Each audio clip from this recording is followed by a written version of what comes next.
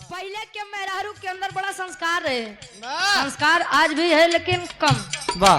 पहले के दुल्ही लंबा घूंघट करे काहे बदे जानत है? हाँ, उनका दांत बड़े बड़े होत रहा, बदे मोतो पे रहा। अच्छा तू घिसे जात रहे। हाँ। पहले के दुल्ही मांग भर के सिंदूर लगावे ऐसे कि हमारे दुल्हा की आयु लंबी हो।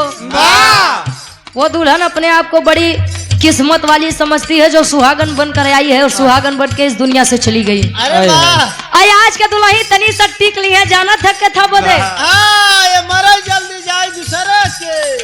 सहार वाली कितना लगाओ थे यार? वाह, इनके बेलचस लगा हुआ था। चलो तब तो तू बच्चा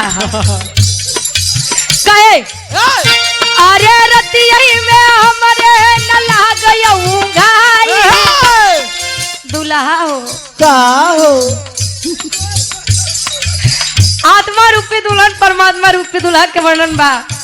तुम्हारी आदत नहीं म्यूजिक का हो कहे अरे रतिया में हमारे न लागयऊ घाई रजऊ हो तो कैसे मनाई राजा हो तो है कैसे मनाए, राजा हो तो है कैसे।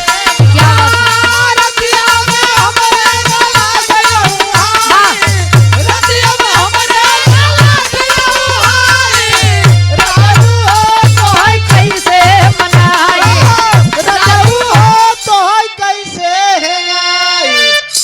हेंगाई नहीं भाई काबज होता हेंगा कहे बीता बल पनवा तया गए जवानी बीता बल पनवा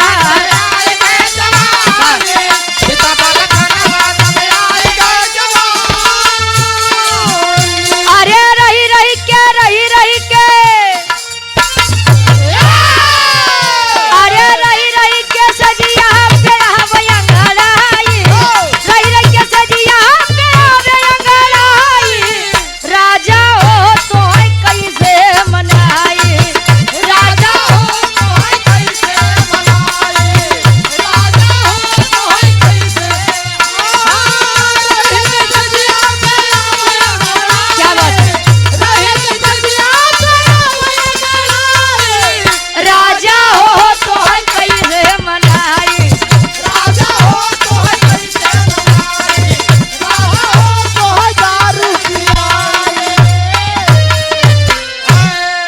मतलब तुम एक मेहरारू सोचत हमार दुल्हन न सब पता ही नहीं करे इनकर वाली लागत पूछा गा बजावे का सुनो में कोनो भी